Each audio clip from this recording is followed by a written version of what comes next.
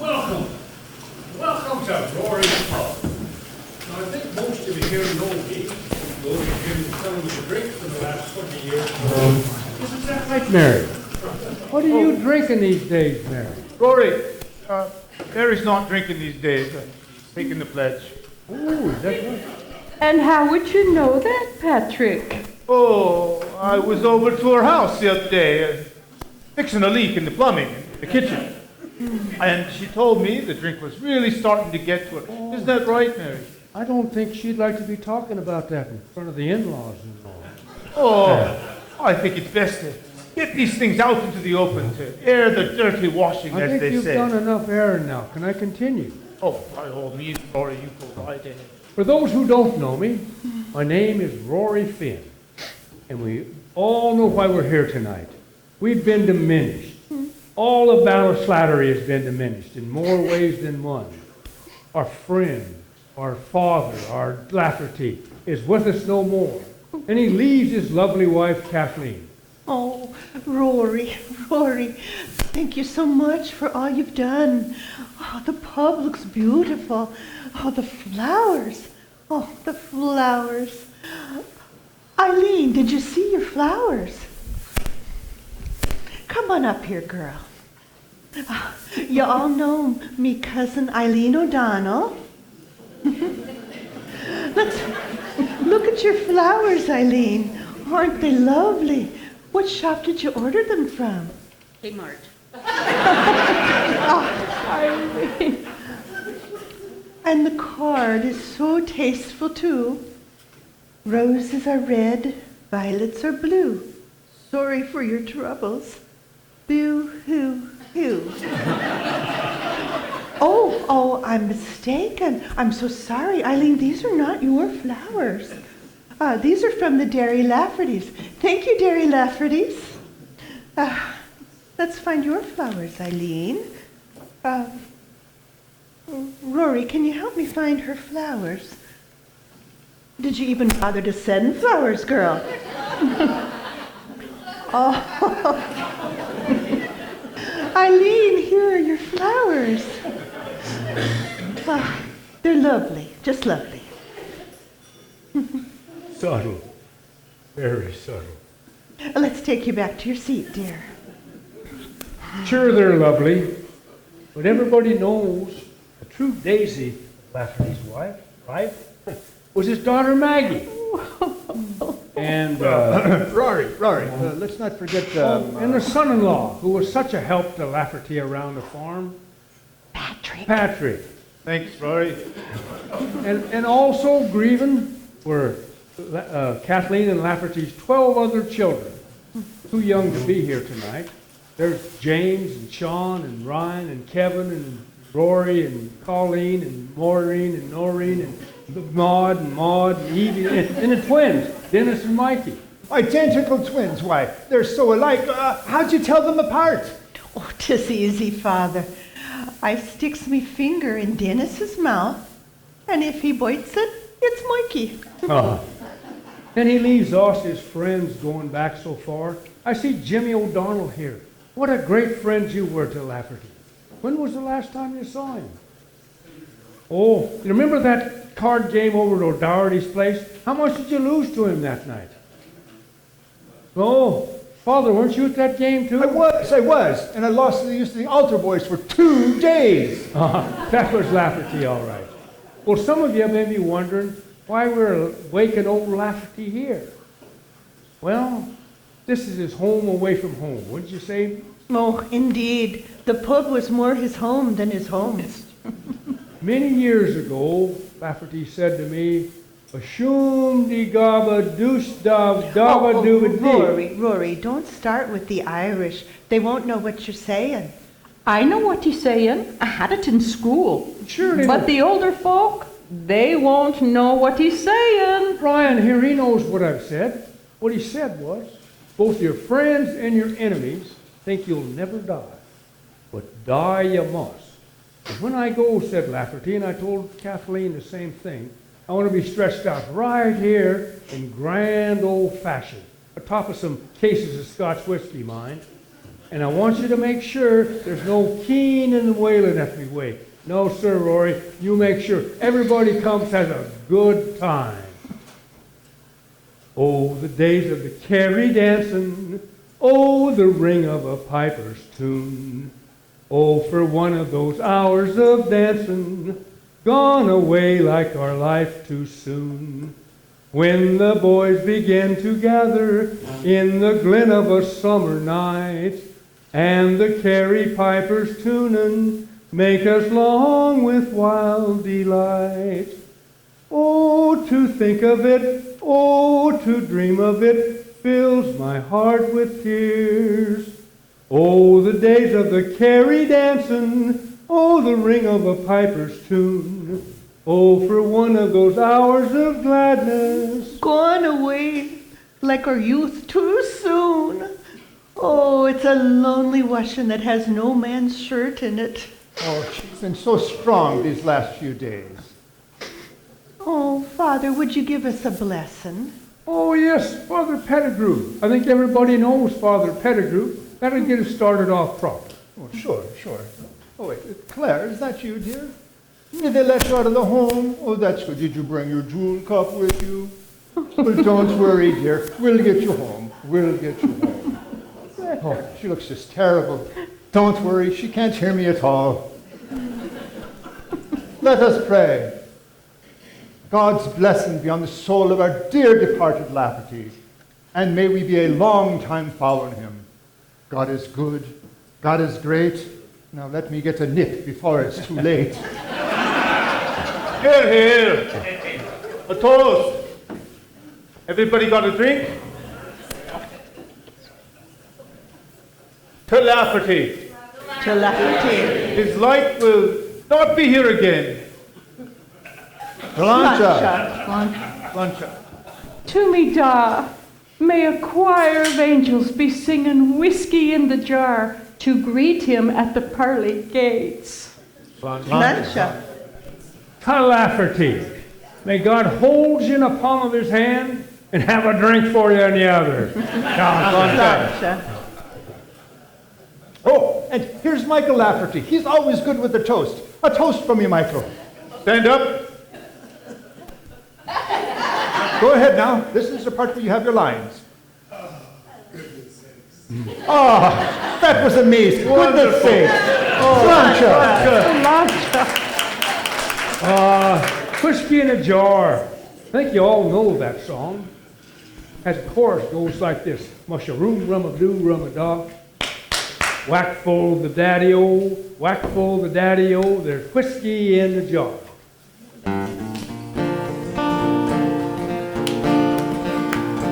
When I was going over the Cork and Kerry Mountain, I met with Captain Farrell and his money he was counting.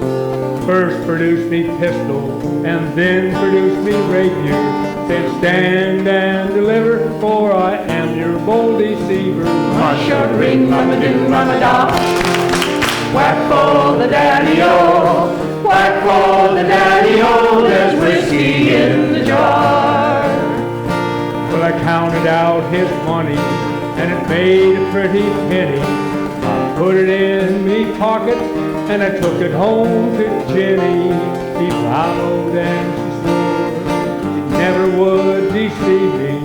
But the devil take that woman, for she never could be easy. Musha ring, rum-a-doo, rum-a-da.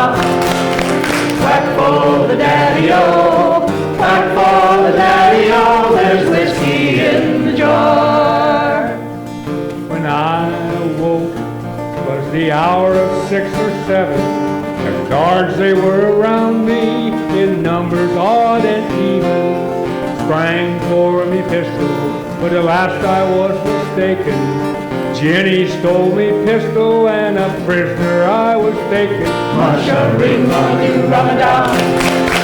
Whack for the daddy-o, whack for the daddy-o, there's whiskey in the jar.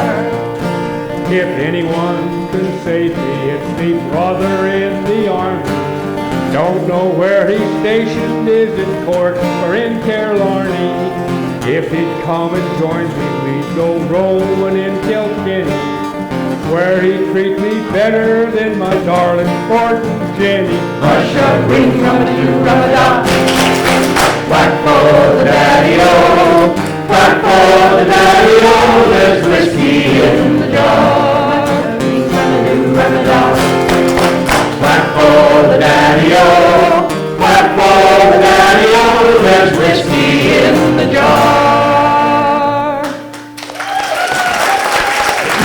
Look! It isn't Brendan! Brendan, lad! I haven't seen you since that trip to County Clare. You, me, and himself. Look, Maggie, it's Brendan. Oh, Brendan. Oh, Brendan, you look grand. And who's this with you?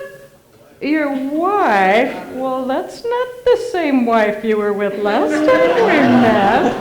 What was her name? Oh, your sister, was it? Well, at least your wife has a little bit more clothes on her.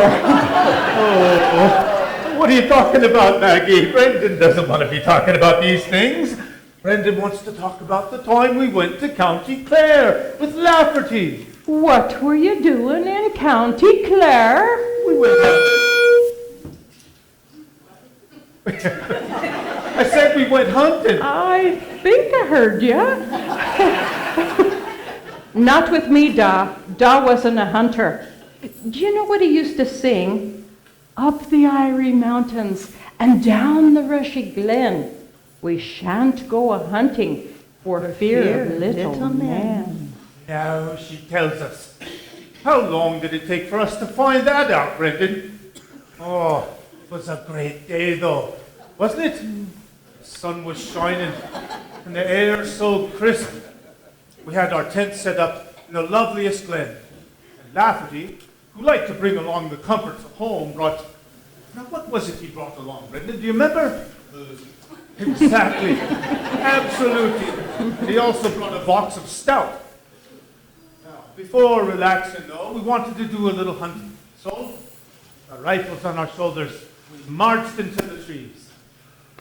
In no time, our eyes were met by the most beautiful buck I ever saw. Brendan and me are overwhelmed. We've never seen the likes. So we raise our guns. We've got the buck in our sights. What a majestic beast it was, too. How big would you say that buck was, Brendan? Big. Absolutely right. It was real big.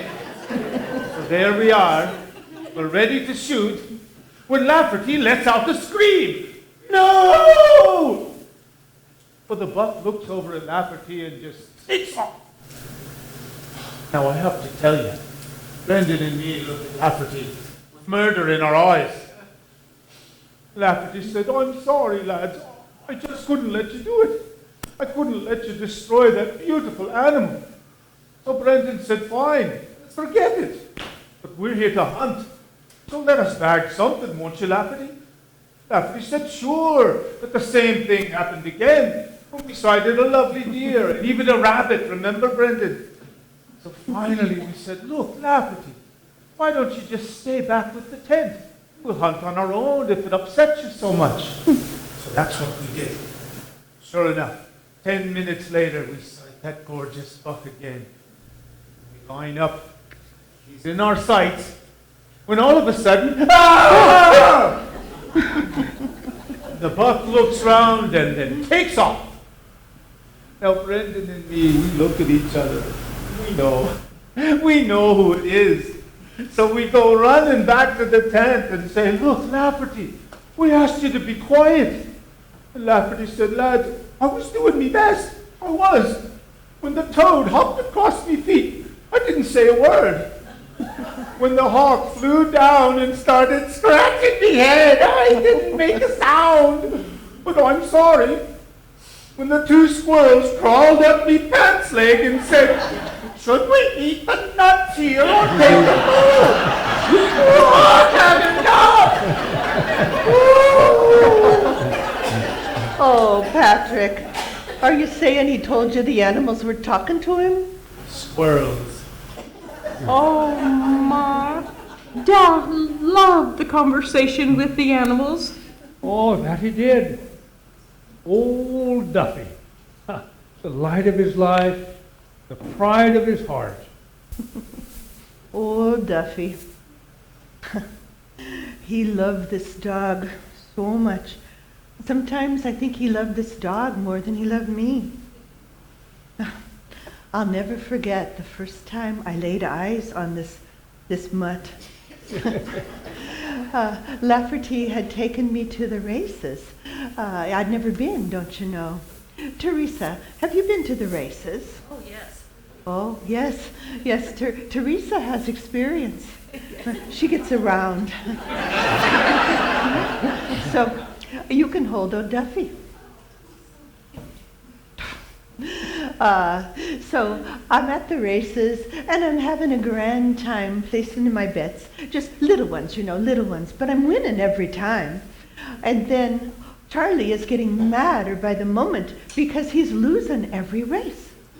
So we get to the 8th race, and he says to me, I hate to disappoint you, my dear, but I'm winning this one, and I'm winning it big.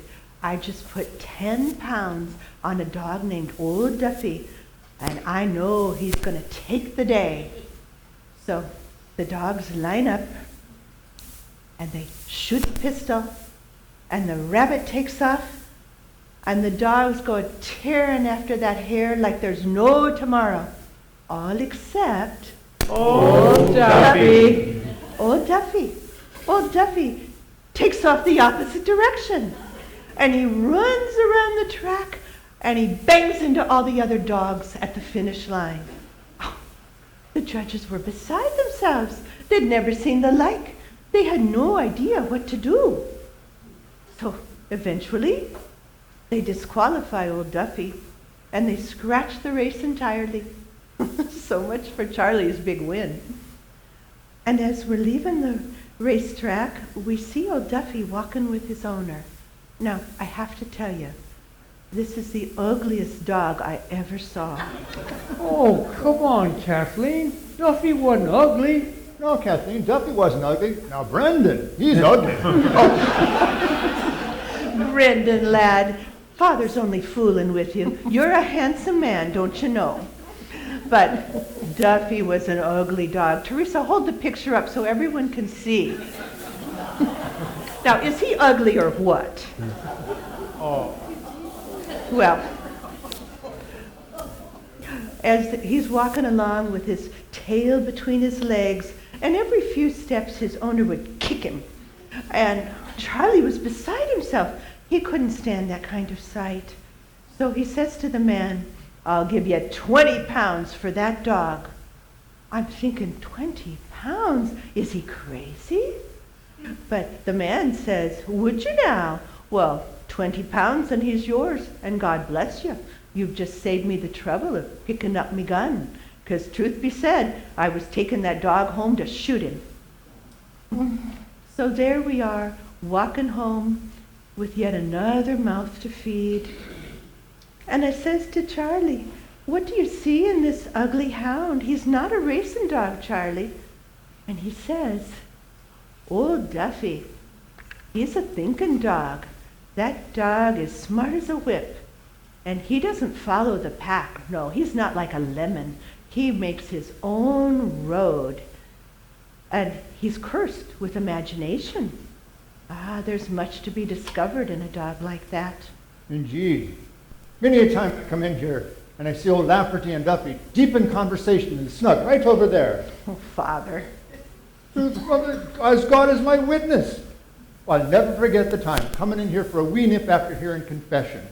Well, I took my drink and I was about to sit down here where you are, Marilyn Monroe Lafferty.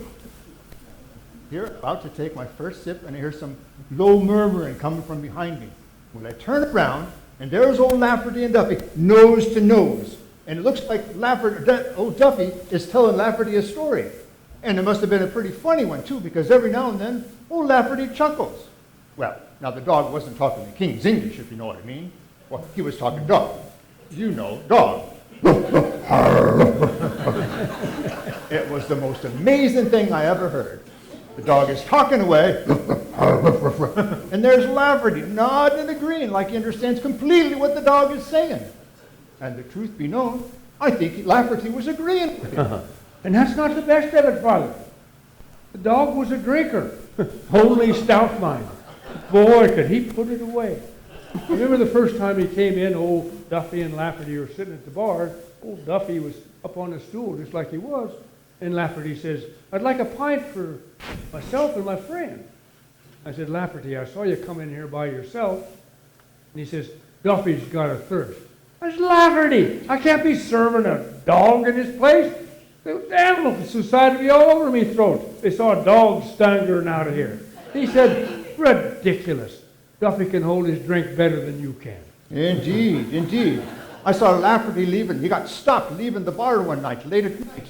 And old Duffy was behind the wheel. Well, the guard just says, "Lafferty, you're not having that dog drive, are you?" And Lafferty says, "Well, of course he's going to drive. He's in no condition to walk."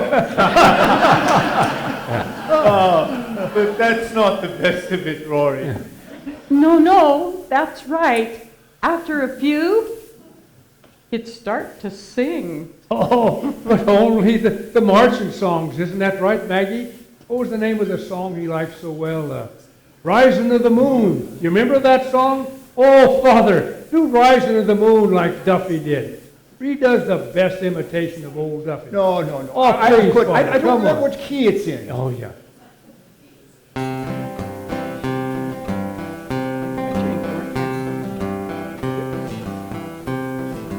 Tell me, Sean O'Farrell, where the It used to be by the old by the river that's well known to you and me. One more It's a special token rather out the gathered to where the rivals be together by the rising of the moon. By the rising of the moon, by the rising of the moon, the pipes shall be together by the rising of the moon. Oh, then tell me, Sean O'Farrell, where the gathering is to be. At the old rock by the river, that's well known to you and me. One more word for signal token, that's more true. Oh, the pipes shall be together by the rising of the moon. Of the moon, by the rising of the moon. Together by the rising of the moon, by the rising of the moon, all the lights must be together by the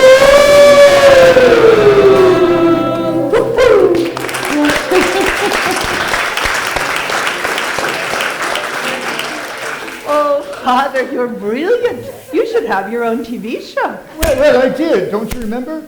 Pettigrew Junction. I think old Lafferty cried his eyes out when Duffy died. We buried him in the garden. Yeah, under the dogwood. Here's the Duffy. He was a good friend to Lafferty. That's the truth. And his light will not be here again. Lancia. Plancha. To old Duffy, may the angels be singing Rising of the Moon to greet him at the pearly gates. Plancha. Old Lafferty, he liked all the races, didn't he? Horses and dogs. Oh, indeed. I swear he loved the races more than he loved me. And he had his own system for picking winners.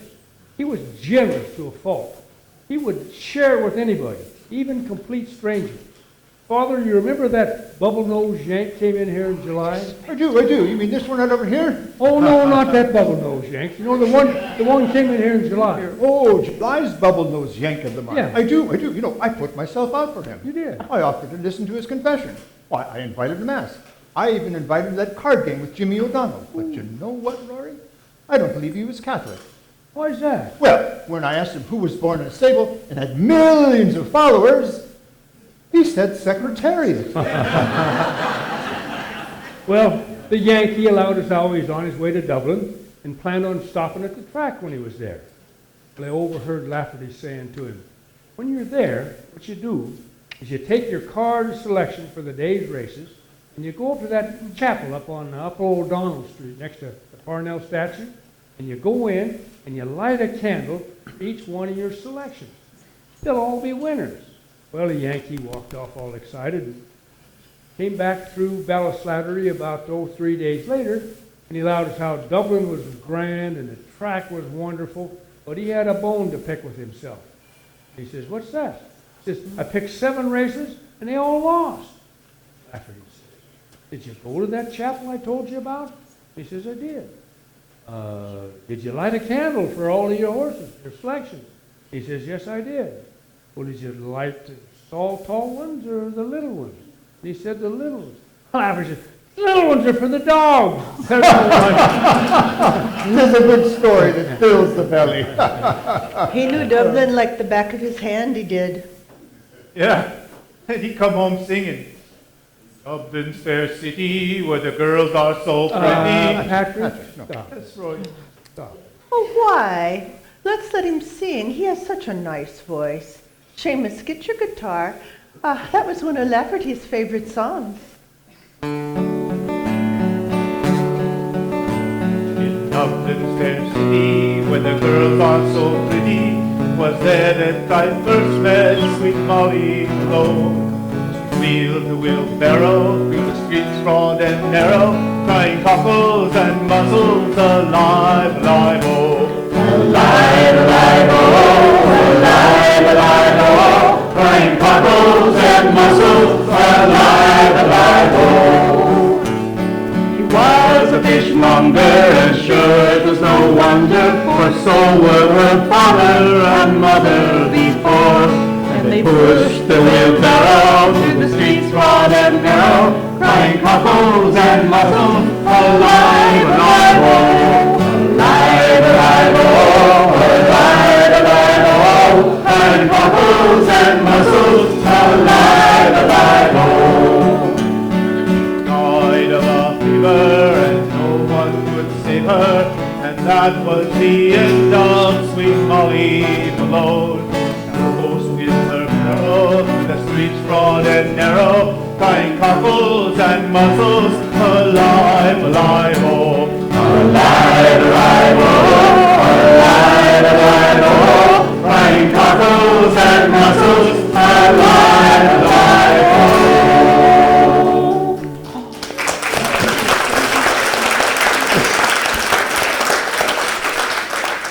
A world traveler was Lafferty. Why, look, here's Pee Wee Herman Lafferty.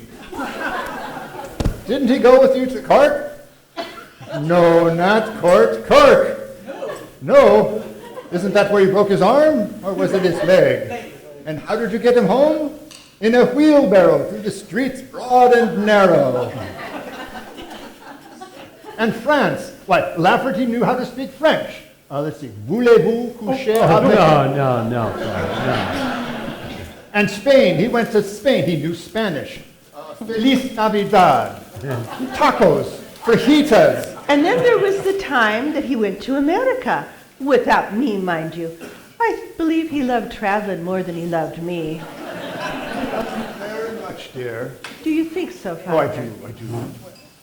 Did Da go to America? When? Oh, very long ago. You were very small, just a babe. Oh, say, what did He he go never for, said Kathleen? anything about it to me. Oh, he told me about his trip to America, he did. Patrick, Yes, sir. will you ever shut up? Kathleen, what did he go for? Did he have work? No, he won at the track, right, Jimmy? And he won 400 pounds, or so he told me. And he said he was going, and that was that. I never quite believed that, 400 pounds, that was a huge amount of, hell of a lot of money back then. Oh, sorry, Father. That's okay, my child. The 4 Hail Marys and 6 Our Fathers will wash that stain from your soul. But he said he had always had the dream to see America, especially New York City, and that he was going to go, and that was that. So he gave me 200 pounds. He pocketed the rest, And he packed a little bag and he was off. And he was gone for, oh, you have a good head for figures. How long was he in America? I don't remember. Well, it seemed like such a long time, but I think it was really just 2 weeks. The day he come back, oh, it was a cold, miserable day. He'd been traveling all through the night. He came in just as I was closing up, asked for a pint. I gave him one. Well, how was it, I asked. He said, Oh, Rory "Rory, lad, let me I'm tell you, telling New York is one glorious city. I have never seen anything like it. It's a jewel. It's brilliant. The people, the buildings, the food, the drink. Why, there's so many pubs there. I can't believe it. And when you go into one pub, you go to another and you learn so many things. And it's just absolutely incredible. Well, I went into this one pub. Let me see now. What was that? Oh yeah. Mulligan's or Milligan's. I don't remember exactly. But I went into the place, and when I did, on the wall is this beautiful picture of a bond. And I thought, that really is a bond. And then I think to myself, okay, I'm very impressed. It's got to be an antique, and that means it's valuable. So I thought, well, I'll go to the barkeep and tell him. So I go to the barkeep and I say, that's quite an antique you've got there, my friend. And he says to me, kind of rough too, he says, if I had a nickel for every time one of you FBIers came in here and told me that, I'd be a wealthy man. FBI? Who do you call an FBI? I'm not FBI, you're FBI. I'm not even an American citizen. And right you be, Paddy. And then I went on and talked with him, and I said, you know, it's just the way you know, you're going to have to straighten up what you're doing here. So he says to me, no, I says to him, do you know that we call you Irish Americans even when we're back in our own hometown? He says, you do. I said, yes, we do. He says, are you sure you call me Irish American? I said, absolutely we do. He says, now, I understand that there's another name that you call us, however. I don't. Well, yeah. And what would that be? Narrowback. Narrowback. Yeah, narrowback. The ones that couldn't carry the load in Ireland. Well, let me tell you something. We have a name for you here. It's called FBI. Foreign Born Irish.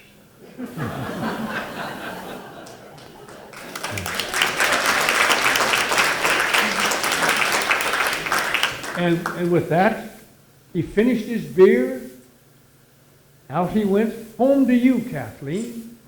As much as he loved New York, he loved being home better. Ah, that Charlie Lafferty was a funny man. I could never be sure he was telling me the truth about that 400 pounds. Sometimes I didn't think he was playing straight with me. Oh, now, what happened there, Patrick? He's telling you the truth. That's his favorite game, poker. He always drew to the inside straight. It wasn't poker. Sure it was. He loved playing cards. I'm telling you, it was not poker. Darts? That's it. Darts it was. And he was good. That wasn't his favorite game. What are you saying, Maggie? He loved the game. He was a champ at it. I'm saying it wasn't his favorite game. Now, what would you know about it anyway? What do you mean, what would I know about it? He was me da. I knew what his favorite game was, and it wasn't darts. What was it then? It was Twister. No, I'm sorry, you're wrong. Claire, wake up, dear. What was Lafferty's favorite game? No, it wasn't Twister. It was Pass the Potato. Oh, the It's potato true. game. It's true. He loved the game. Oh, does anybody out there happen to have a spare potato? Oh, look at, isn't it, what are the odds? Isn't it something would come out here in the evening? Well, thank you here. What we're going to do with this potato is we're going to pass it around the room in time to the music. Now, and it's passed. Don't you be throwing that potato. And when the music stops, whoever got the potato gets to do a task of my bidding. Now this won't hurt. This won't hurt. Not much. Okay, Maggie, start the music. Pass the potato. The music.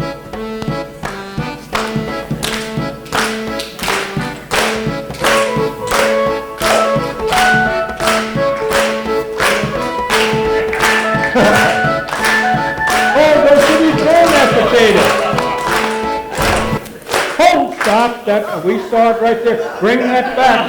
I saw it come back. I think it was right here. There she is. There she is. I'm not, oh, geez. I'm not sure we didn't stop right here. I saw Bill get here. This is James. James the poet.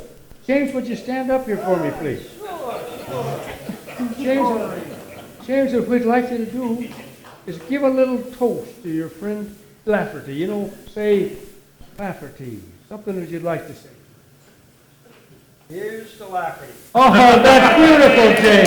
That's beautiful. That was amazing. Okay, James, we got a little present for you. He must have another potato.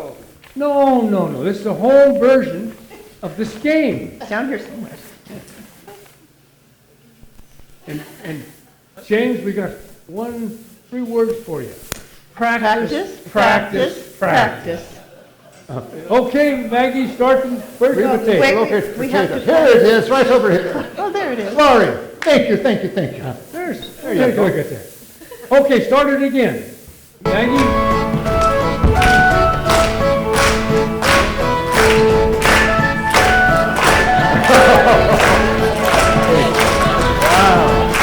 Your friend?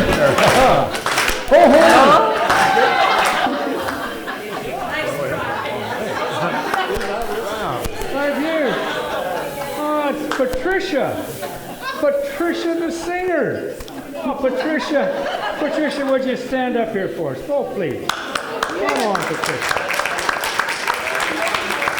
Okay, Patricia, what we'd like you to do is just do a couple of bars of that song that you and Lafferty like to sing so well. You know, Irish eyes. Why don't you sing it? Smiling. Oh, Patricia! Beautiful. Now, Patricia, go ahead and sit down. I got one question for you. What did you do with all the money? You know, the money your mother gave you for singing lessons. Here's your home version of the game.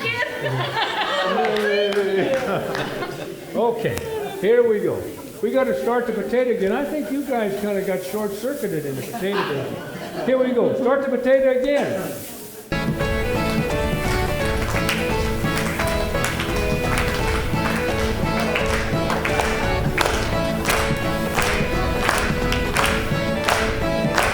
Oh, look at there. Look at there. We got Thomas. Thomas the dancer. Oh, Thomas. What we'd like you to do and do a little jig here with Kathleen. No. You can't, you're not a dancer, are you? Well, you can kind of dance around him there a little bit. Come on. This isn't Thomas. Oh, it isn't? This is Jimmy. Oh, well, what happened? Where's the Thomas? Where's Thomas? Where's Thomas the dancer? He's over there hiding right Oh, there. look, there's Thomas. Look, Thomas the dancer right there. Go help me find it. Go fetch it. Go fetch it. We got it.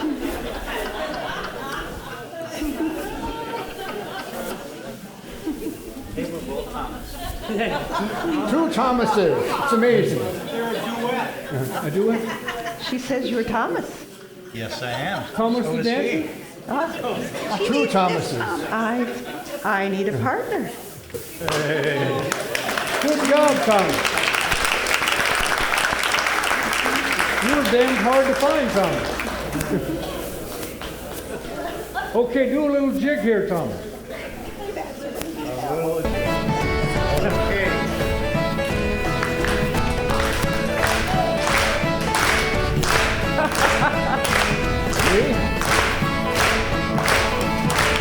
Good job, Thomas. Good job. Thank you. Thank you, Thomas. And you have a little present for Thomas as well. There it we is. go. The home version. So that's all, folks. Thank you. Big hand of applause for yourself. That was great fun.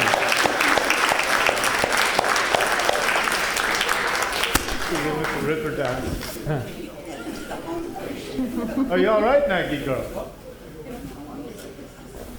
I don't like you saying, I don't know me da. Oh, Maggie, I meant nothing by that, to be sure. It's not the first time you've said something like that. Oh, come on, Mag, don't start the row. We're having such a fine time here. Look. Well, at least I'm having a good time. Come on now. Give us a smile. Give us the smile that would melt your doll's heart. Oh, it must have been grand having a doll like Lafferty. Oh, it was. Because I was the eldest, I was special. I got to hear more around the house than the little ones. Of course, I had to do more work around the place, too. Oh, you were always such a help to me, Maggie darling. It was no picnic raising 12 children. Wouldn't you agree, Margaret? How many did you end up with? Did you stop at 20? 21. 21 for Margaret.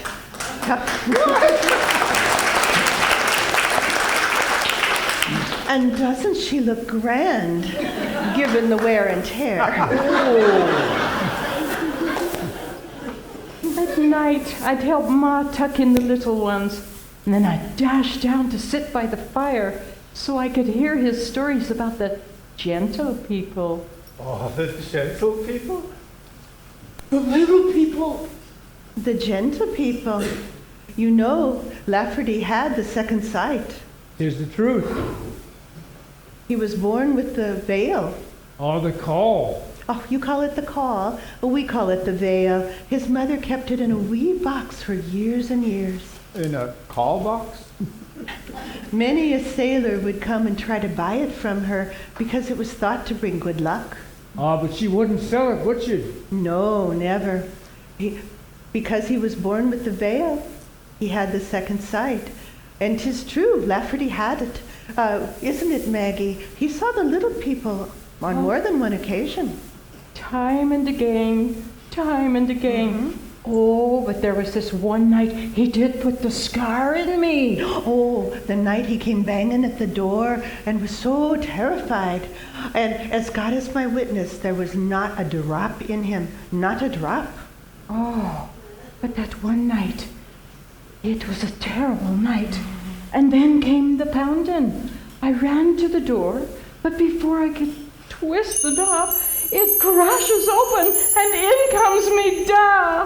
Oh, what a sight he was. What a sight. And I say to him, what's happened to you, my dear? And he says, Oh, Kathleen, I'm giving thanks that I'm back home with you again. I thought for sure I was lost. Let me have a little bit of tea and I'll tell you me tale. Ah, sure.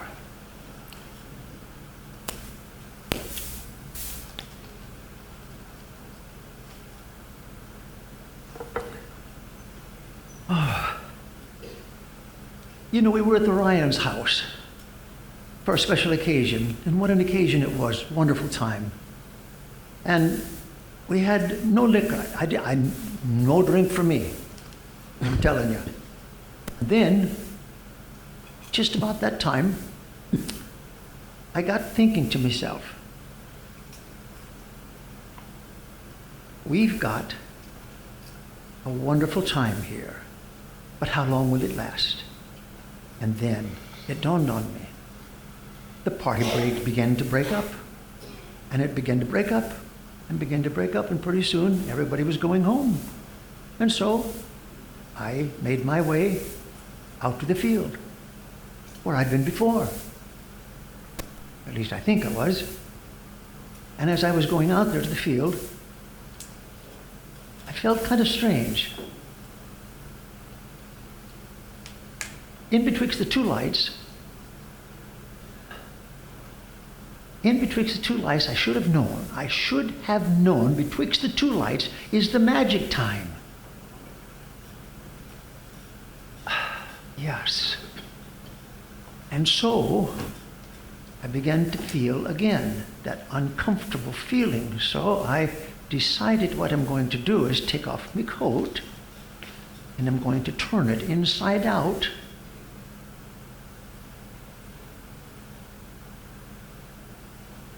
And then I'm going to put it back on.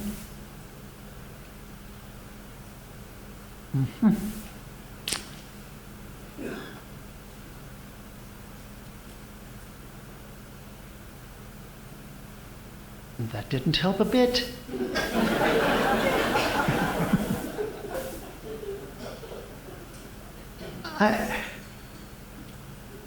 Everywhere I went, it felt like there was something around me. And I'd walk over this way, and I'd walk over this way, and whichever way I looked, it was something different. And I couldn't quite figure it out. And it seemed as though I was trying to get out of something that I couldn't see. It was like a fence, an impenetrable fence. I went back and forth and back and forth and back and forth, and nothing. And then finally I just kind of gave up and backed up against an oak and crouched down. Tried to take a deep breath. And then I thought to myself, I should talk to the Lord. So I said, oh dear Lord, I'm having such a time, and I don't know if my mind, it's confusion or what it is, but when I wake up from this little time, help me to be able to find my surround and know that everything is okay. So I began to open my eyes, and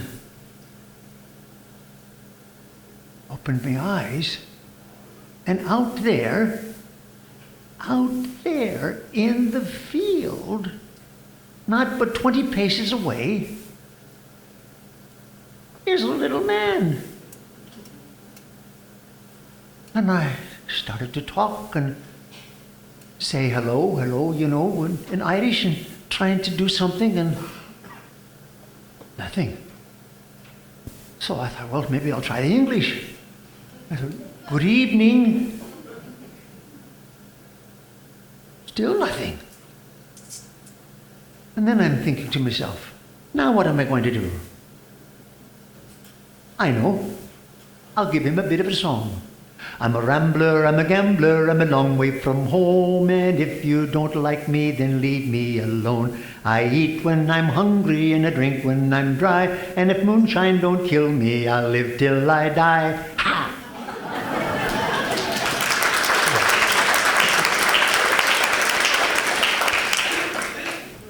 And here I am, in the middle of this field, and I'm beginning to get angry, because I'm in the middle of a field with a leprechaun that doesn't understand any language and has no appreciation for that fine performance.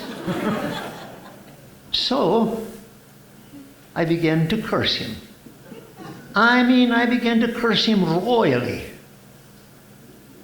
The next thing you know, he comes over and he stands looking to me face to face. And then the next thing you know, poof, he's gone. And now, my dears, I'm for bed.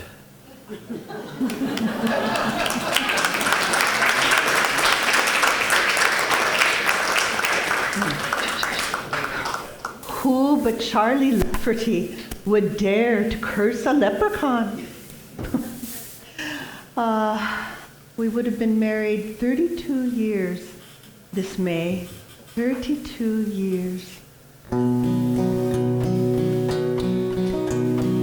When I was single, I wore a plaid shawl. Now that I'm married, I'm nothing at all. Ah, but still I love him. I'll forgive him. I'll go with him wherever he goes. He stood on the corner, a pipe in his mouth, his hands in his pockets, he whistled me out. Ah, but still I love him. I'll forgive him. I'll go with him wherever he goes. He gave me a handkerchief, red, white, and blue. Before I could wear it, he tore it in two. Ah, but still I love him. I'll forgive him. I'll go with him wherever he goes. He borrowed some money to buy me a ring. Then he and the jeweler ran off on a fling. Ah, but still I love him. I'll forgive him. I'll go with him wherever he goes. He took me to an alehouse and bought me some stout. Before I could drink it, he ordered me out. Ah, but still I love him. I'll forgive him. I will go with him wherever he goes. There's cake in the oven, there's cheese on the shelf. If you want any more, you can sing it yourself. Ah, but still I love him. I'll forgive him. I'll go with him wherever he goes. Still I love him. I'll forgive him. I'll go with him wherever he goes.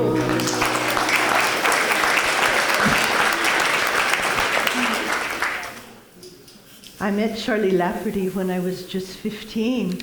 15. I was with me girlfriends at a little pub in Aldara celebrating the end of our school days. And Charlie was there throwing darts. I noticed him right away. Oh, Charlie was a handsome man, but when he was young, oh, one glance from those blue eyes would set a girl on fire. He looked at me and he smiled, and I knew I was a goner. Then he said to me, "If I hit the mark, do I get a kiss?" He didn't see. So he took aim, squinted his eye just so, and he hit the mark. So I kissed him. Who could resist Charlie Lafferty and those lovely, lovely, lovely blue eyes? His eyes were green. What's that?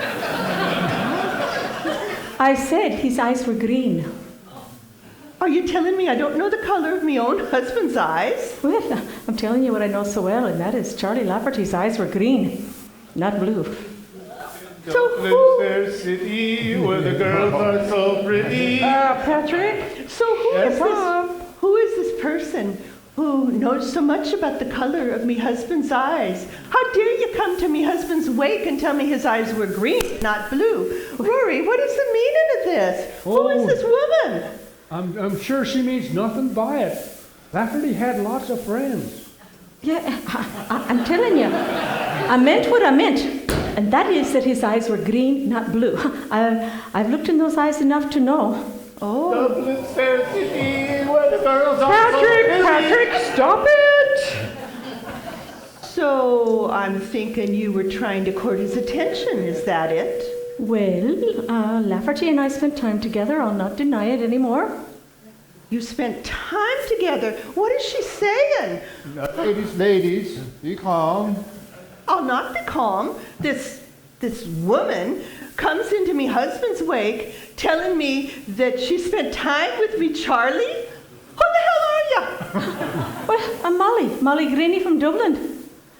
Well, you come like the bad weather, and you can go right back to Dublin too, can't you? I will not.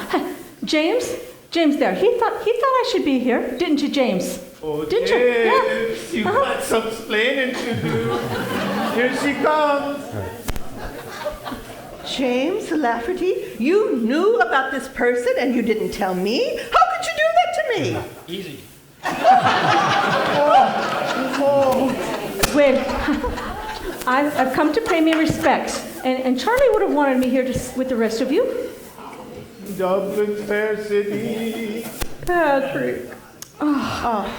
Father, you no more than anyone would know that Charlie wanted me here, and I'm not leaving.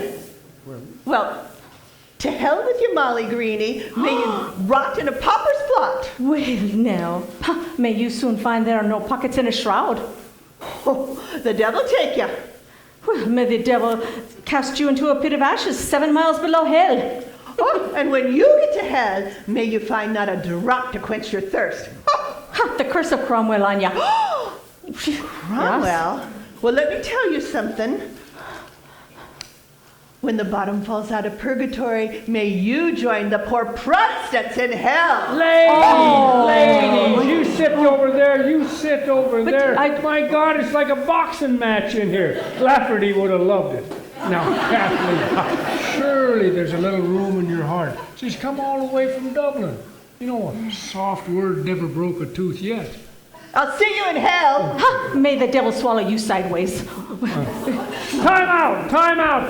Father, you take Molly out to the out to the lobby. Would you take their mother to I the should be here. I We're have gonna every right have to to take be a break here. Look at all here. these fine folks. I'm we'll just sort one of his this out. friends. We'll see I'm you just a after friend of the family, and I know a lot of these like the people. garbage, They should let me be here. I shouldn't be out shut out. Don't let the door I've not done anything wrong.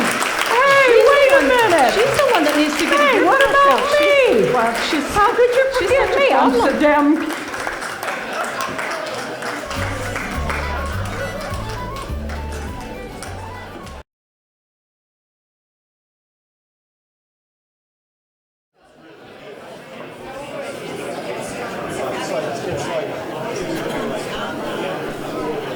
Well, I hope everybody had a chance to get some refreshments during the break. I know I certainly did. How about you? Is that tea you're drinking? Hold fast to your resolve. It isn't easy, but hold fast. Long Island iced tea? No. Well, I'd like to put your minds to rest about that little interchange we had a few minutes ago. Rest assured that everything is just fine with Kathleen and Molly. The girls are locked in the ladies' loo now, even as we speak. Turns out they're old friends, school chums. You should see them now, just like sisters. You know, don't you, that women only call each other sisters after they've called each other a lot of other things. No examples. Both attended St. Fidgeda's School for nervous and unmanageable girls. Oh, speaking of St. Fidgeda's, I'd like to take this opportunity to tell you all about the pilgrimage the parsonage is sponsoring to St. Fidgeda's. St. Fidgeda's is located in Tralee, County Kerry, don't you know? And this trip promises to be a truly moving experience. We've arranged for 2 buses to carry us to Kerry, and then on to lunch in Tullamore. I arranged this myself, don't you know? Nothing like a drop of the dew for medicinal purposes, of course. Then we're on to the Druid ruins in Tralee, home to Shrine of Fidgeda, Blessed Martyr. Remember your history. It was 422 AD when Fidgeda's Druid teachers slapped her to death because the child wouldn't stop fidgeting. 40 pounds for the day, and that includes round-trip fare from Ballyslattery to Tralee with a wonderful stop for lunch in Tullamore. Now there's only so many seats on the bus, and I know nobody's going to want to miss this trip because it's going to be so exciting. You wouldn't want to miss this trip now, would you, Mary? You're lying to a priest. Father, could I get you a drink? Just a wee, yes. That's all there is there. That's yours. That's mine. Well, maybe it's not yours. Well, it tastes good. Do you ever notice how we Irish talk so different? We answer the question first, and then we ask it. We say things like, you won't have a drink, will you? Or, you're not going out, are you? We do. And we Irish always like a little joke on ourselves, and that's why we live so long. When Irish hearts are smiling, the whole world smiles with you. Well, that reminds me of these two fellas in a pub in Belfast. And one says to the other, I've got good news and bad news. And he says, oh, well, what's the bad news? And he says, the English have landed on the moon. And he says, oh, well, then what's the good news? And he says, all of them on the moon. Mary's explaining that one to her friend. A little while later, these three fellas come walking into the bar. The CEO of Coors, the CEO of Budweiser, and the CEO of Guinness. And they sit down at the table there, and the barkeep comes over and says, what do you have? And the CEO of Coors says, I'll have a Coors. And the CEO of Budweiser says, I'll have a Budweiser. And the CEO of Guinness looks at these other two fellas and says, oh, well, I'll have a Coke. They both looked at him and he says, well, I figured since neither of you was having a beer, neither would I.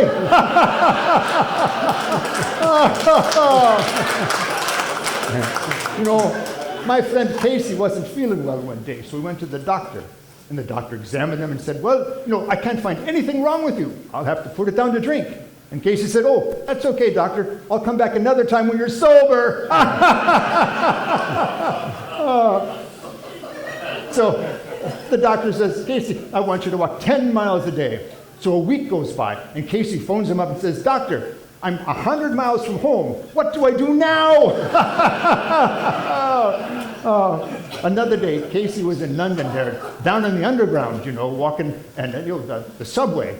And he's walking on to the escalator, and he sees a big sign above the escalator. It says, dogs must be carried on the escalator. And he thinks to himself, my God, where am I going to find a dog at this late hour? I got a story of my father's friend Casey. Oh, Casey sitting down at the evening meal, and his wife comes up behind him and claps him on the back of the hand with a frying pan. Says, what's that for? Says, going through your britches last night, and I found a piece of paper with the words Marianne on it. He says, well, I told you I was going to the races. That was the name of my horse. Oh, she says, I'm sorry. Well, a couple of nights later, he's sitting there at the table again. She comes up behind him again, claps him on the back of the head with a frying pan. He says, what was that for? Your horse called. I like children's stories too. Children and horses, they go so well together. This little Catholic kid says to the Jewish kid, our parish priest knows more than your rabbi does. And the Jewish kid says, well, of course he does. You tell him everything. I like that one. Okay, there's these three friends, an Englishman, a Scotsman, and an Irishman. They're trying to get into the Olympics without a ticket.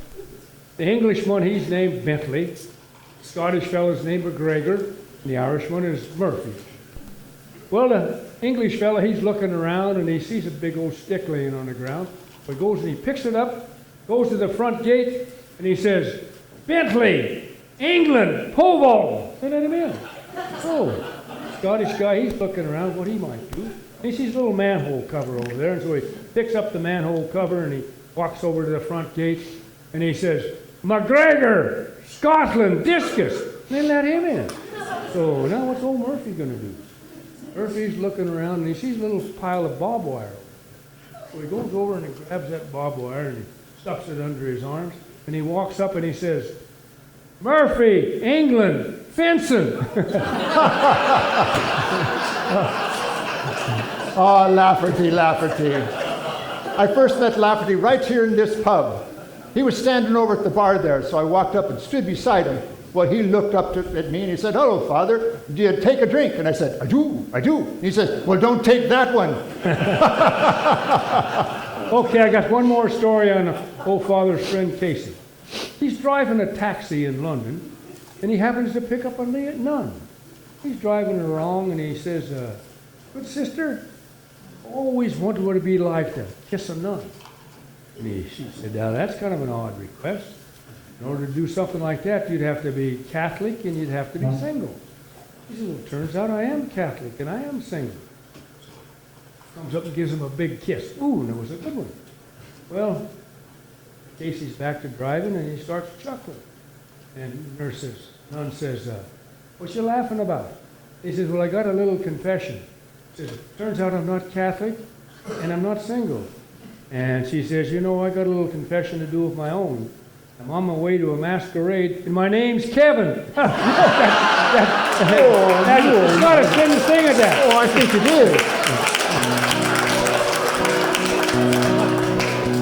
is. There's a tear in your eye, and I'm wondering why, for it never should be there at all.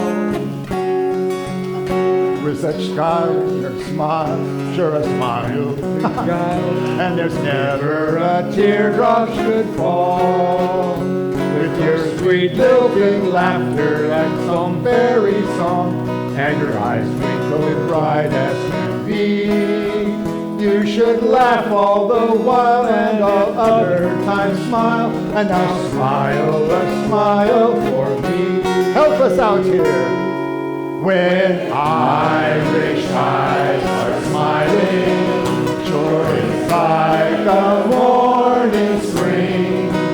In the lilt of Irish laughter, you can hear the angels sing.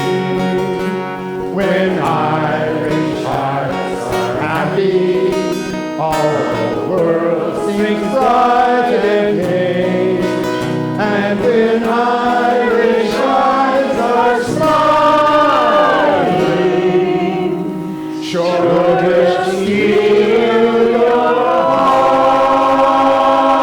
heart away.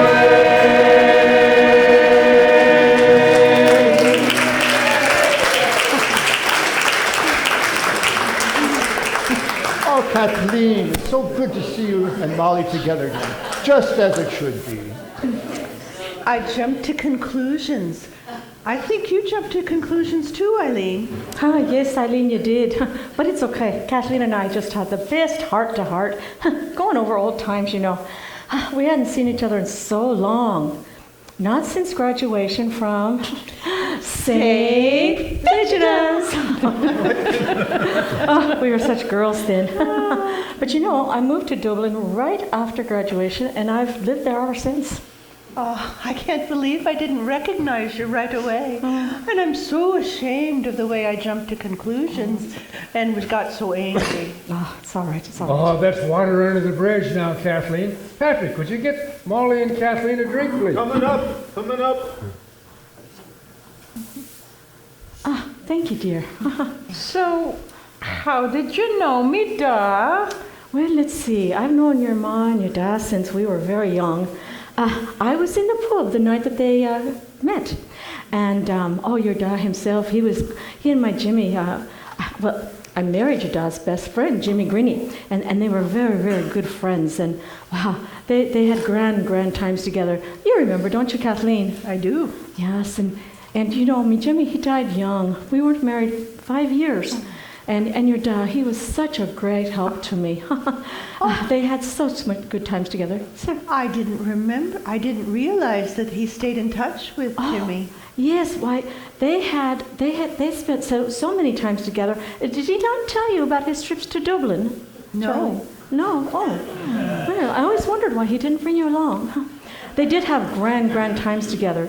Did he tell you about the time we took the ferry to Liverpool? No. Oh. Again, I wonder why he didn't bring you along. I used to always say, Charlie, why don't you bring Kathleen? How nice of you to be thinking of me. You're welcome, dear. It was a grand trip. And let me tell you all, it was a lovely, lovely, glorious Irish day. Oh, the sun was shining. I'd packed a lunch for us. And I'd taken along this really nice piece of beef that I'd got. And I sliced it very thin, you know, just the way he liked it, yeah? And Who? What? Who liked it thin? Why, me Jimmy liked it thin. Oh, well, it would have to be Jimmy liked it thin. Me Lafferty liked his beef cut He did. He Tis the did. truth. That's Tis a the fact. truth. He Did liked a it fact. thick.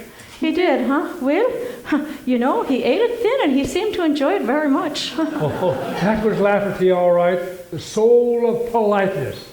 Wouldn't you say, Father? Oh, yes, indeed. He ate what was put in front of him. Lovely. Well, now, as I was saying, we found a place up on the top deck, and oh, the sun was shining, and it was a glorious, glorious day. You said that, dear. Patrick, would you bring me some more? And don't be so light on the whiskey this time. I swear it's the Scotch blood in him. Yes, well, as I was saying, we're up there on the top deck, and well, I don't know where Jimmy had got himself to. I mean, after all, it was a boat, no? A ferry. Yes, thank you again, dear. A ferry. And so, as we're up there, and I found these two lovely, lovely chairs right by the railing up there. Two? Yes, two. Well, what was poor Jimmy supposed to do? Float along beside you? Well, no, of course not, dear. But as I was saying, I don't know where me Jimmy had got to, but I'm there with Lafferty, and we found these two lovely chairs, and he's going on about the beef and how good it was, and the lovely thin slices that he likes so much, you know. And I'm preparing the sandwiches, and he says he's got a thirst. And so he goes over to the bar to get us some drinks. And while he's gone, you know, I'm getting everything together, and I found this really, really nice mustard that I had. And so I was going to Me Charlie hated mustard. Did he now? Oh, he did. Well, he seemed to not complain about it. I don't recollect him going on about it at all. So he seemed to enjoy it, actually. So as I'm fixing these sandwiches and everything, he comes back and he notices his chair is gone. And he goes, aha! You know, in that gruff way he had. Well, you know that gruff way he had about him? Yes, you do. Yes, see. And he says, he says, where's me chair? And I said, well, phew, that man over there, he took it. And I couldn't stop him. And so he goes, he says, well, we'll see about this. And so he storms over to the chair, over to this big, husky, curly, dark-haired man. And he says, taps him on the shoulder, and he says, well, you stand up. Well, I guess you weren't raised in a Catholic school, were you? You'd have gotten up a lot faster, I think. You know, you maybe forgot. Thank you so much for your cooperation. You may sit down, sir. Very kind of you. And so anyway, he as soon as the gentleman stands, well, Jimmy, he grabs a chair out from underneath the man, and the man, quick as a wick, he grabs the chair back. And the two of them are wrestling back and forth for quite a while now, you know. And pretty soon, poor old Charlie, he's getting all purple in the face, you know, because it's quite a strain on him. And so they're wrestling, and finally, Charlie, he whips it out from underneath the gentleman, and he comes marching back to me, just as strong as you please. And he takes that chair, and he takes it over by the rail where I am, and he sets it down, and he plops himself into it. And he says to me, he says, well, Molly, me girl, I guess I showed him, didn't I? I said, well, indeed you did, Charlie. Indeed you did. But Charlie, that wasn't the man. That was Lafferty, all right. Hot-headed. How many times did I tell old Charlie? Look before you leap, would you? But Charlie never. No, but he was a passionate man, wasn't he? Passionate? Excuse me? Passionate? Oh, yes, well, you know, so caring and considerate and everything, but you more than anyone would know what a wonder of a man he is, or was, but did you know that that Charlie actually came into Dublin and paid for me Jimmy's funeral? It was such a difficult time for me then. He took on all the expenses. A difficult time for her, she says. What about me, with 12 little mouths to feed and not knowing where the next pound is coming from? Well, you know, there I was in Dublin, on me own, all alone, not knowing a soul in the world. And then Charlie comes in, and he makes all the arrangements, takes all the expense on himself. Oh, so dear. Speaking of arrangements, Colleen, Johnny Boyle here. he's asking me about payments, getting paid for, putting Lafferty away. Do we have to talk about that now? Johnny, you talk to her yourself. I don't want to get in the middle of this. It costs a lot of money. Have you no common courtesy left, Johnny Boyle? I know that you have gotten to be a wealthy man by putting away all the dead of this town, but I thought you still had some manners left. Not many. Your mother would be turning over in her grave if she saw how you're treating me, Johnny Boyle. She raised you better than this. Patrick, I need another drink. Me too. That's a little strong. Have you ever known me not to pay me bills? Can you believe the cheek of this man asking me for payment for a funeral when my Charlie isn't even in the ground yet? Well, you'll not be treating me this way, Johnny Boyle. You may be the only undertaker in Ballyslattery, but I'll dig the hole myself. And I'll help you. Oh, bless you, Charlie. You could pay the expenses of Jimmy Greeny's funeral, but not your own. Oh, fine, bloody help you were to her, but where are you when I need you?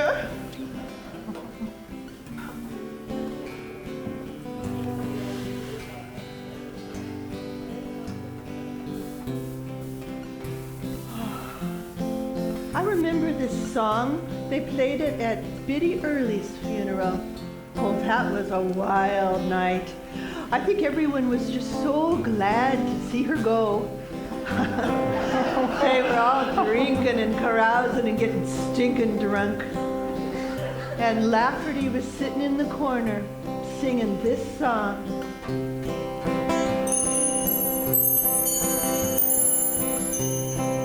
Look at the coffin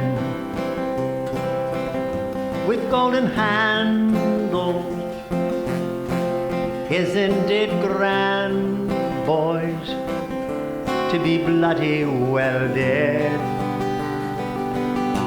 Let's not have a sniffle, let's have a really good cry. And always remember, the longer you live, the sooner you'll bloody well die.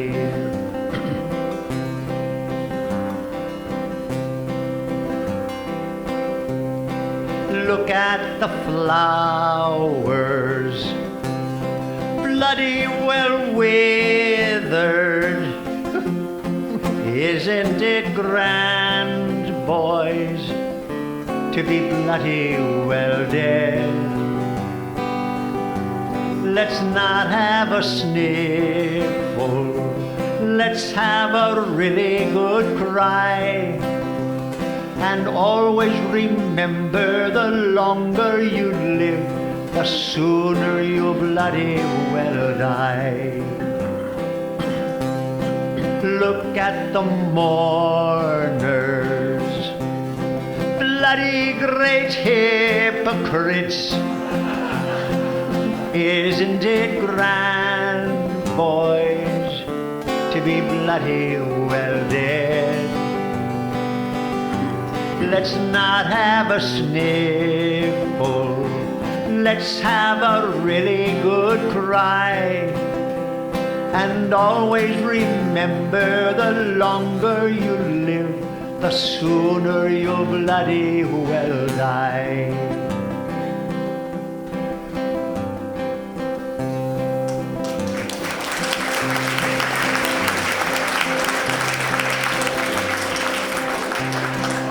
Look at the preacher,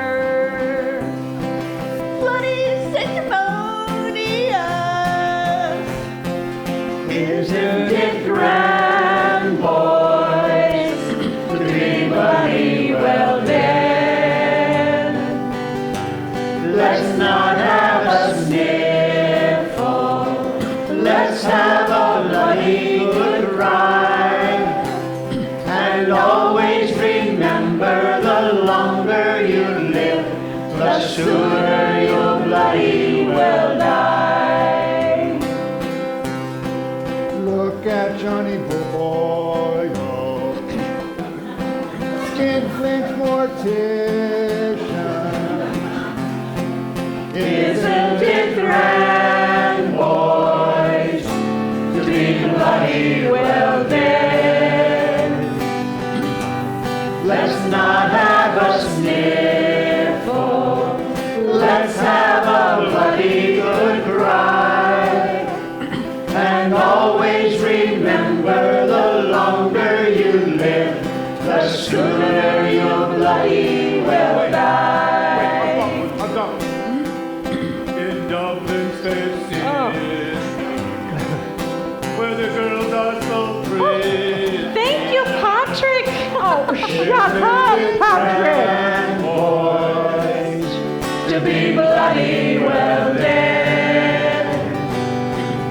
Let's not have a sniffle, let's have a bloody good cry, and always remember the longer you live, the sooner you'll bloody well die.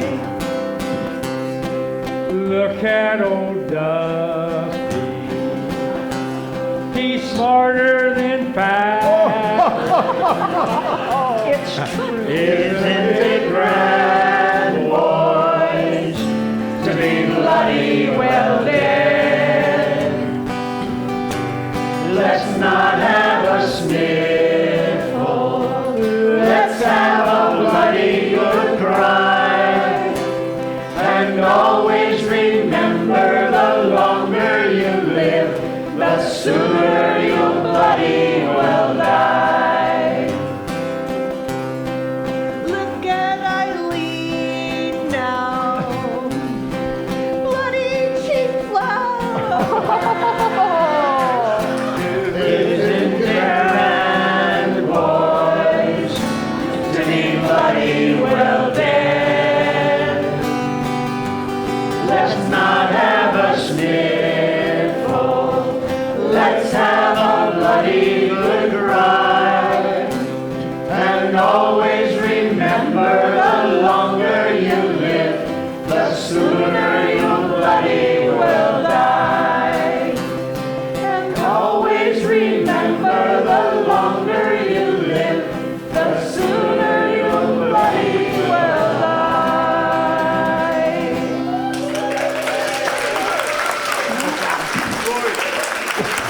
Rory, I'm going to play my favorite song in the whole world. Okay, now just make sure it's something that everybody knows. Oh, I know. Oh, no, Father, no.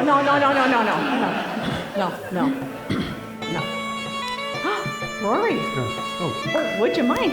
ooh.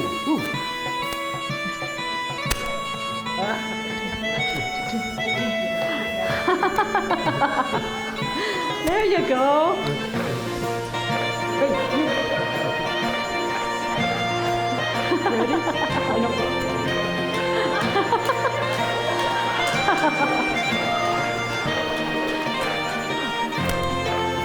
Up and over.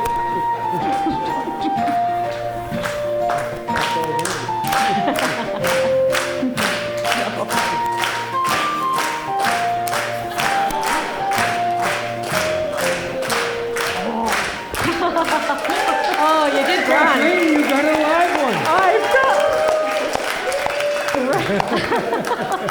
Well, I got to catch me breath here. Say, Rory, I got a question for you. Yes. So, have you ever been married? Oh, no. Confirmed bachelor, that's me. Really? Always single, huh? Never married? Never married. Oh, don't you think you might be missing a little something in life? Well, if you'd like to sit over there and tell me about it, I'd be happy to listen. Sure. Oh, but you know, we got to keep our voices down. There's the priest. Father? Monica? Yes. I mean, Molly. Yes, sir. Kathleen, dear, do you suppose you might sit down together for a wee? Are you having a good time, Father? Charlie would have wanted you to have a good time. I'm having the time of my life. Oh, good. Charlie would have wanted you to have a good time. Can you believe the gall of Johnny Boyle asking you for money at a time like this? What has happened to undertakers these days, Father?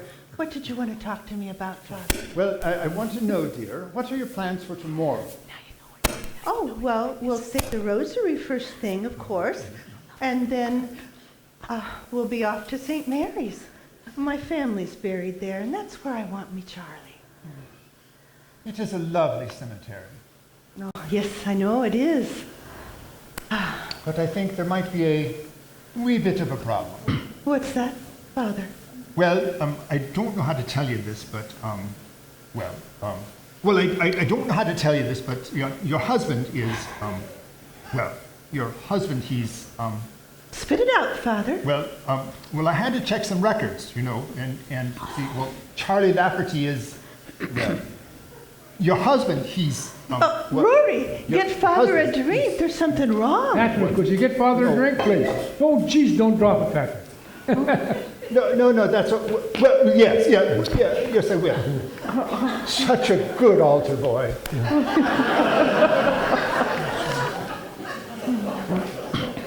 I missed that. Did you bless me? I did, bless you. For the little sisters of the poor, Slancha. Slancha. For the little gray nuns, Slancha. For the pagan baby. Slancha.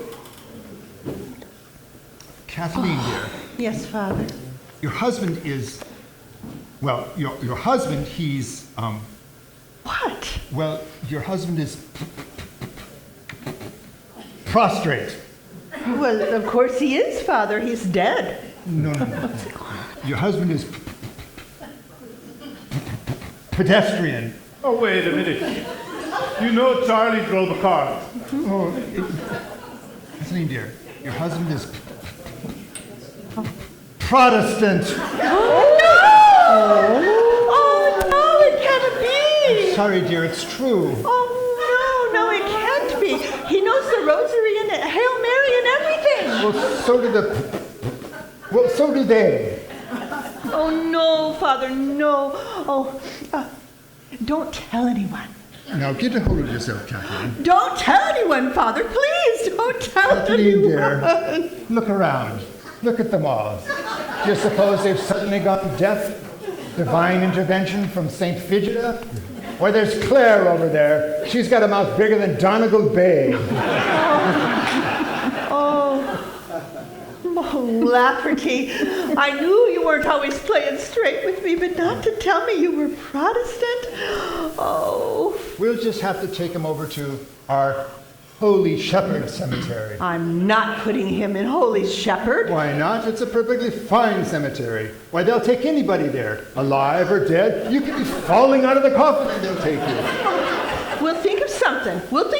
Father. Well, now don't push me. I could lose my job. Oh, I can't be putting him in St. Helens. Oh, Maggie, what will I do? Patrick, what am I going to do? Father, me mom is beside herself. Please let me go to St. Mary's. Can't do it. I'll be excommunicated. So? Oh, no. Wait a moment. I know. We won't tell. We won't tell, will we? Raise your hands if you won't tell anybody that Charlie was Protestant. Get those hands up. See, Father? They won't tell a soul. Nobody will tell. I didn't see Claire's hand up. Claire, what's wrong with you, girl? Put your hand up. So she won't tell. I'm sorry, dear. I can't do it. I couldn't live with this on my conscience. Well, okay, Kathleen, don't you worry about it. I forbid it. Oh, what am I going to do? Charlie, how could you do this? You know, you shouldn't worry so much about it. How many of them could there be? Yeah. If you're Protestant, Stand up. Stand up. Stand up, stand It's up. okay. If you're Protestant, stand up. It's okay. Stand up. No. Oh, no. All the Protestants, get Oh, up. look at them all, Father. Look at them all. Oh, it's all right. It's all right. It's all right. Get out. Oh, Kathleen, you can't do that. Why not? It's my wake. It's not your wake, it's Lafferty's wake. And these are his friends and his family. You're all welcome here. Kathleen, get a hold of yourself. Now I'd like to get a hold of another drink. Patrick? Aye. So listen, Kathleen, you shouldn't worry so. I mean, you know, Protestant, Catholic. It's not that. Me own da, he was Protestant. And look how you turned out. Going on ferries with married men. I bet you poisoned Jimmy Greenie with that fancy mustard of yours, Oh didn't you? no. You know, this is getting way no. We need to liven things up a wee bit here. Seamus, do you know the orange and the green? I do. Me dad taught me that. Okay, well, I'm going to need you all to clap along with this, and we're going to pick things up a little bit here, okay? And sing along on the chorus, if you will, okay?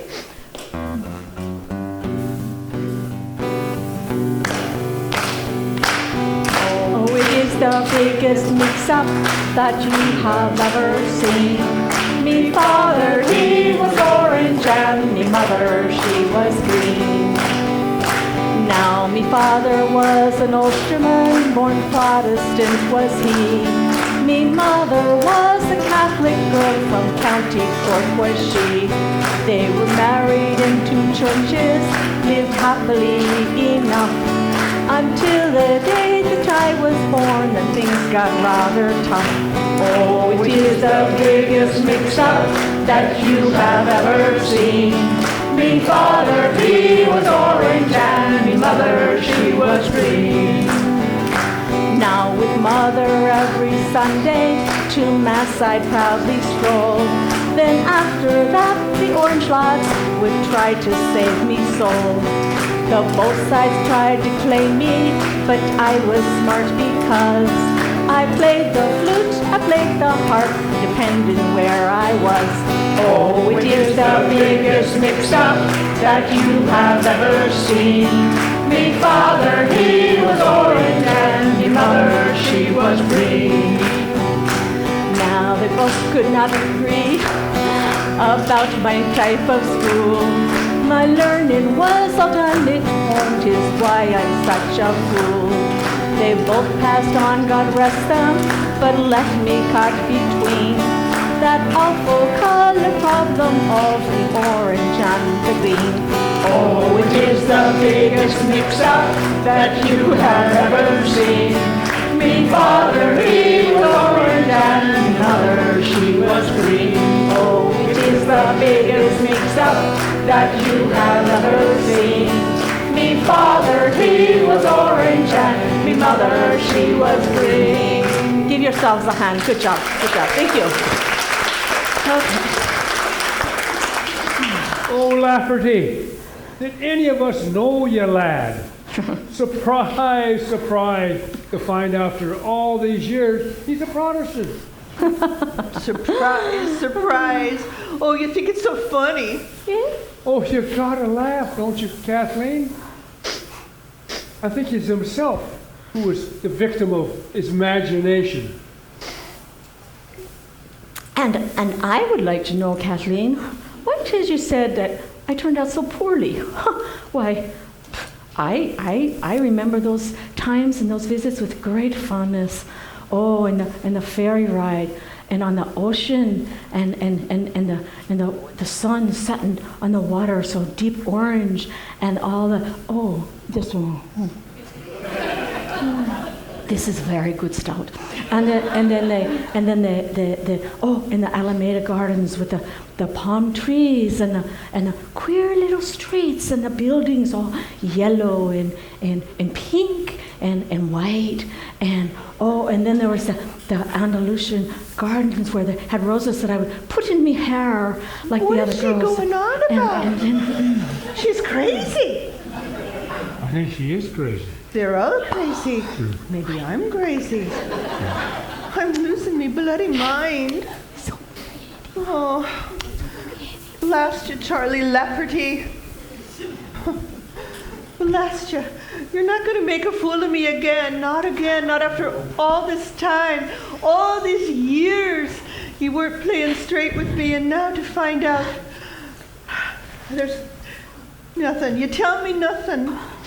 Oh, I knew it all those years of doing without and sacrificing after all the kids and all the diapers and all the nights you didn't come home.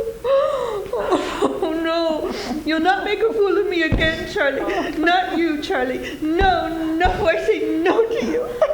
And then there was red. I remember red, like a red dress. Or it was. Where was it? I remember under the Turkish wall where he kissed me, and he was asking me with his eyes, and I was answering him with the eyes too, and I took him and I pulled him down to my chest, and I said, oh, and with my eyes I was like, ah, yes, Jimmy, yes. No, I say no to you, Charlie. 1,000 times no. A bloody zero is all you left me. I'll not have it. No, you made a fool of me for the last time. I'll have it no more. No, not anymore. I'd like to wring your neck. If you weren't dead already, I'd do it for you. Blast you, Charlie Lafferty. No. I'm going to slap your lying face, I will. Mother of pearl is empty. Oh, when am I ever going to find out what color his eyes were? Oh, Patrick. Shut up. Oh, Patrick. What? He's gone. It's a miracle. Heaven help us. Do you think he's ascended? Oh, Mother, drink this, you'll be okay. Oh, no. Oh, Kathleen, speak to us, please. I'm all right. But where's me husband? Where's me Charlie? Johnny Boyle, you've got some explaining to do, don't you? What did you do with Lafferty? What do you mean you don't know? Oh, Johnny Boyle, I trusted you completely. Oh, where's me husband? Where's me Charlie? When you phoned and told me that you had collected him from the pub and you'd handle all the arrangements, I trusted you. What do you mean from the pub? He died at the house.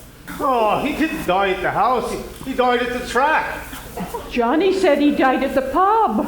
No, Maggie, he told me the track. That's what you said when you called me, the truck. No, it was the house. No, the pub. No. Oh, no. Is it Rory's pub? Yes, it is. I need a signature.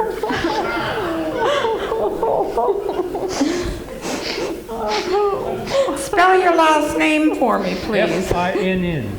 Okay. There you go. Okay. Have a nice night. Where did he die? Well, he's got to be somewhere. I'll be damned. What is it, Rory? From Lafferty. It can't be. Lafferty, Doubletree Hotel, Philadelphia, PA. America. Okay, catch her. Bring her over here. Come have a seat right here. Should I open it? Oh, please do. My dears, I hope this finds you safe and well, and I hope too that everyone had a fine time at me wake. Well, I did. Oh, be quiet now. Well, I did. Now please, I don't want you to be angry with me for running off and arranging this masquerade, and please don't be too hard on Johnny Boyle. I couldn't have done what I had to do without him. Truth be known, my dears, I had to get myself to Philadelphia to collect an inheritance. And a grand inheritance it was, Kathleen. Over £3 million, if I calculate rightly. My dear Uncle Trevor McLeod passed away and left me, his only surviving relation, the entire estate. What's this say here? It's Clover Day at Strawbridge's. What's a Strawbridge? I think it's a school. Give me that guy. Now, Uncle Trevor was my mother's only brother, and for many years this fine gentleman was the Episcopal bishop of this town. And there was the rub, Kathleen. It would have come out sooner or later that good old Charlie Lafferty was reared and raised a Protestant. I told you so. Now, I couldn't face you with this bit of news, not after all these years. It seemed easier just to do away with myself, because I knew it would be devastating. But now I'm thinking, surely you can forgive this wild rover, especially now that I'm 3 million pounds to the good. I think I can do that.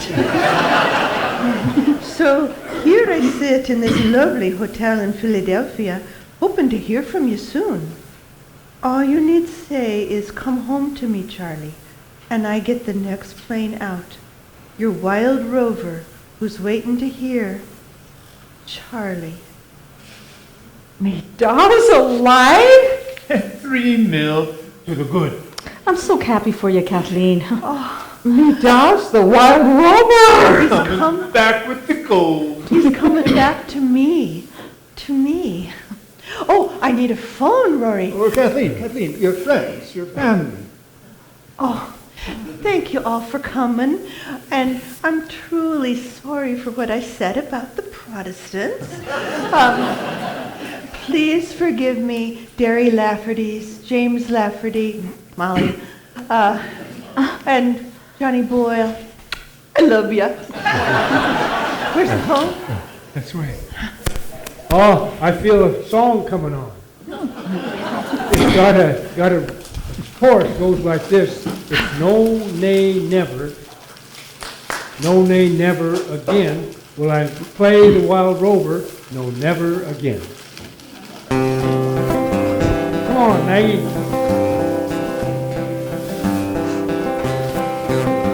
I've been a wild rover for many a year, and to spend all me money on whiskey and beer. And now I'm returning with gold in great store, and I never will be the wild rover no more. And it's no nay, never, no nay, never, no more will I play the wild rover.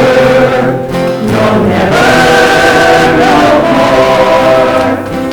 Went to a whalehouse I used to frequent. Told the landlady me money was spent. Asked for a bottle, she answered me. But your customer's yours, I can't get any day. And it's no, nay, never. No, nay, never, no more will I play wild rover. No, never, no more. Then out of my pocket I took sovereigns bright, and the landlady's eyes opened wide with delight. She said, I have whiskeys and wines of the best, and the words that I said sure were only in jest. And it's no, nay, never. No, nay, never, no more will I play wild rover. No, never, no more. I'll go back to me family, confess what I've done, and I'll ask them to pardon their prodigal one. And if they caress me like the last time before,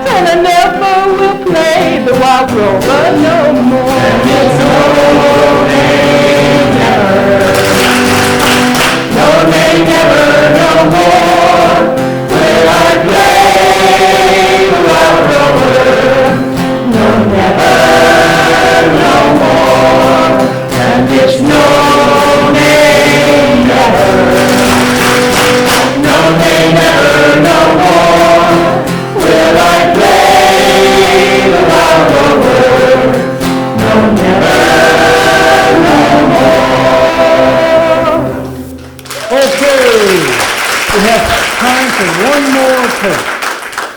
To the Laffertys, to the O'Donnells, to everybody here.